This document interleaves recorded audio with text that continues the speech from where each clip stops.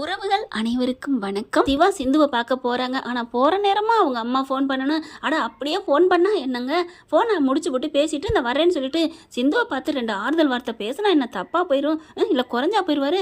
அப்படியே விட்டுட்டு போறாரு. என்னங்க மனுஷன். ஐயோ, வர வர இந்த சிவாவோட பொறுமைக்கு அளவே இல்லைன்னு தாங்க தோணுது. நல்லவனா இரு, பொறுமையா இரு, எல்லாத்துக்குமே ஒரு அளவு இருக்கு இல்லையா? அப்படியே போயிடுறாங்க. இங்க பாரு, பெரியம்மா ஒரு முடிவு எடுத்துருச்சு. என்ன அப்படிங்க கேள, பஞ்சாயத்தை கூட்டணுமா, அவளுக்கு உனக்கு உள்ளதா அத்தை விடணும் அப்படி இப்படின்னு பேசுறாங்க.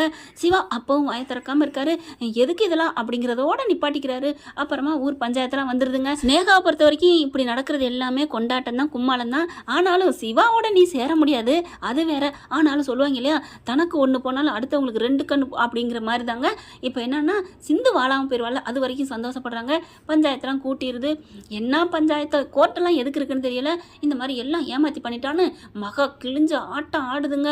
என் பிள்ளைய ஏமாத்திட்டா வச்சுட்டா, அது சும்மாவே ஆடும். இப்போ சலங்க கட்டி விட்டாச்சா, இந்த ஆட்டம் ஆடுதே, போய் பண்ணிட்டாண்டு இன்னொரு மாப்பிள்ளையை தூக்க வச்சு இவன் தம்பிக்கு கல்யாணம் பண்ணி வச்சிருக்காளே, அதை எந்த ஒரு நியாயத்தில் சேர்க்கறது?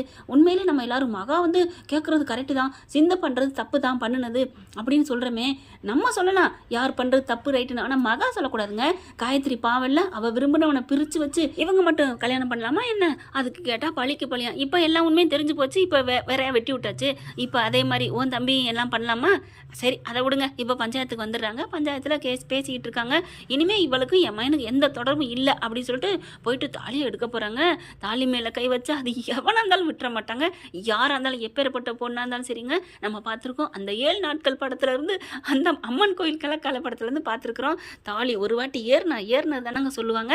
இப்போ என்னன்னா பயங்கரமாக கத்த ஆரம்பிச்சிருது. யாரை கேட்டு தாலி மேலே கை வைக்கிறீங்க? என் டாக்டர், எனக்கு டாக்டரை என்னையும் பிரிக்க நினச்சிங்க, கடவுளை தான் நான் சும்மா விட மாட்டேன் அப்படிங்கிறாரு.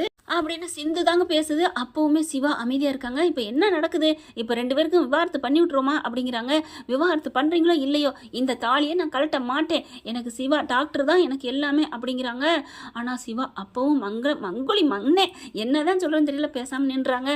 அதுக்கப்புறம் சரிப்பா, இந்த விஷயத்தை விட்டுருங்க, உங்கள் பொண்ணுக்கும் உங்கள் மருமையனுக்கும் எந்த இதுவும் சம்மந்தம் இல்லை, இந்த பஞ்சாயத்து தீர்ப்பு சொல்லிடுது, அந்த பிள்ளை தாலியை கழட்ட மாட்டேங்குது, அது ஒன்றும் பிரச்சனை இல்லை, இந்த ஊரறிஞ்ச விஷயம், இது ஃப்ராட் பண்ணி தான் கல்யாணம் பண்ணியிருக்குன்னு அந்த ஃப்ராடும் தெரிஞ்சு போச்சு, வெட்ட வெளிச்சம் ஆக்கியாச்சு, இனிமேல் சிவாவுக்கும் சிந்துக்கும் எந்த சம்மந்தமும் இல்லை, இது அந்த பஞ்சாயத்து முடிக்குது அப்படின்னு சொல்லி முடிச்சு விட்டுறாங்க. ஆனால் தாலியோட போகல, எப்படிங்க முடிக்க முடியும்? இது கடவுள் போட்ட தாலி, முடிச்சு இந்த பந்தம் என்னைக்கு நீடிக்கும்?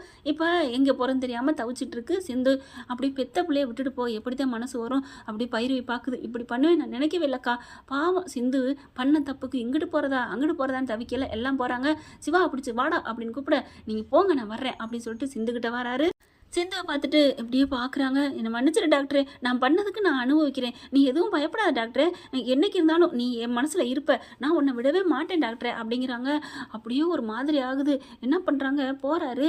போயிட்டு அவங்க அப்பா கிட்ட போயிட்டு, இங்கே பாருங்க மாமா, இங்கே பாருங்க பாவம், நான் உங்களை தப்பு சொன்னாதான் நீங்கள் எதுவும் நினைக்கணும், நான் ஒரு தப்பும் பண்ணலை, அவள் என்னை பொறுத்த வரைக்கும் எனக்கு நிறைய உதவி பண்ணியிருக்கா, என் உயிரை காப்பாற்றிருக்கா, என் வாழ்க்கையில் நல்லது பண்ணியிருக்கா, எனக்கு ஃப்ரெண்டாக இருந்திருக்கா. அப்படிப்பட்ட ஃப்ரெண்டாக நான் கேட்குறேன், கெஞ்சி கேட்குறேன், அந்த ஃப்ரெண்டு இப்படி நடு வீதியில் நிற்கிறதுக்கு என்னால் தாங்க முடியல, அவளை கூட்டிகிட்டு போங்க மாமா, ப்ளீஸ் மாமா அப்படின்னு சிவா கெஞ்சுறாரு. அதை பார்த்துட்டு மருமே எவ்வளோ நல்லவர், அவர் இப்படி கெஞ்சுறதுனால ஒன்றும் பேச முடியலை, பேசாமல் நிற்கிறாங்க. மாமனார், நீங்கள் பாருங்க மாமா, அத்தை நீங்கள் இப்போ கூட்டி போகிறீங்களா இல்லையா? இப்போ நீங்கள் கூட்டி போகல நான் எங்கள் வீட்டுக்கு போக மாட்டேன், என் மேலே மதிப்பு வச்சுருந்தா சிந்து வீட்டுக்கு கூட்டி போங்க அப்படின்னு கெஞ்சுறாங்க.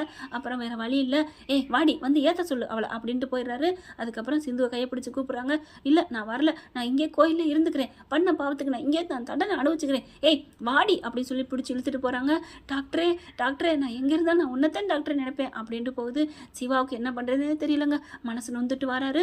அதுக்கப்புறம் நான் கண்டிப்பாக உன்னை தேடி வருவேன் சிந்து, நீ தைரியமாக போ அப்படின்னு சொல்லி அனுப்பி வைக்கிறாங்க. அடுத்து வீட்டுக்கு வராங்க.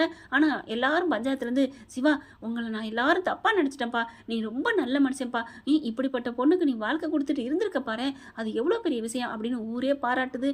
ஆனால் சிவா சந்தோஷமே இல்லை மனசில், ஏன்னா மனசு தான் அங்கே போயிடுச்சே, எடுத்துகிட்டு போயிட்டாங்களே. அதுக்கப்புறம் வீட்டுக்கு வந்துடுறாரு. வந்ததுக்கப்புறம் மகா அப்படி துடிக்குது. அக்கா நம்ம பிள்ளைக்கு கல்யாணம் பண்ணணுக்கா அப்படின்னு சொல்ல, இங்கே பாரு இனிமேல் சிவா விஷயத்தில் நான் தலையிட மாட்டேன், அவன் வாழ்க்கையை ஒரு வாட்டி நான் பாழாக்கிட்டேன் அப்படிங்கிறாங்க. அப்படிலாம் நினைக்க அதக்கா நம்ம சினேகா இவ்வளோ பெரிய பணக்காரி கட்டி வைப்போமா, அம்மா வாயை மூடுறியா அப்படிங்கிறாரு சிவா. நான் எதுனால வரைக்கும் பேசாமல் இருந்தேன், ஏன்னா அதுக்கு காரணம் சிந்து பண்ண தப்பு, அந்த பாவத்துக்கு அவள் அனுபவிக்கிறான்னு நான் நினச்சிட்டு இருந்தேன். ஆனால் வேற ஒருத்தைய கல்யாணம் பண்ணி வைக்க அதுக்கு உங்களுக்கு நான் அனுமதி தரமாட்டேன். சினேகா அவளை நல்லவ இல்லை, அவள் கூட நான் வாழவும் மாட்டேன், அவளை கல்யாணம் பண்ணி வைக்கிங்க, என்ன இதோட விட்டுருங்க அப்படின்னு அடிச்சு பேசிட்டு போயிடுறாரு. ஓகே ஃப்ரெண்ட்ஸ், பார்க்கலாம். தேங்க்யூ. இந்த வீடியோ உங்களுக்கு பிடிச்சிருந்தா தயவு செய்து லைக் பண்ணுங்க. இன்னும் அப்டேட்ஸ்க்காக சேனலை சப்ஸ்கிரைப் பண்ண மறக்காதீங்க. நம்ம கிட்ட இருக்க எல்லா சேனல்ஸோட லேட்டஸ்ட் வீடியோ அப்டேட்ஸ்க்காக மேல ரைட் சைடுல காட்டுற லிங்கை கிளிக் பண்ணி வாட்ஸ்அப் குரூப்ல ஜாயின் பண்ணுங்க. உங்களிடம் விடைபெறுவது நான் உங்கள் மெஹர்.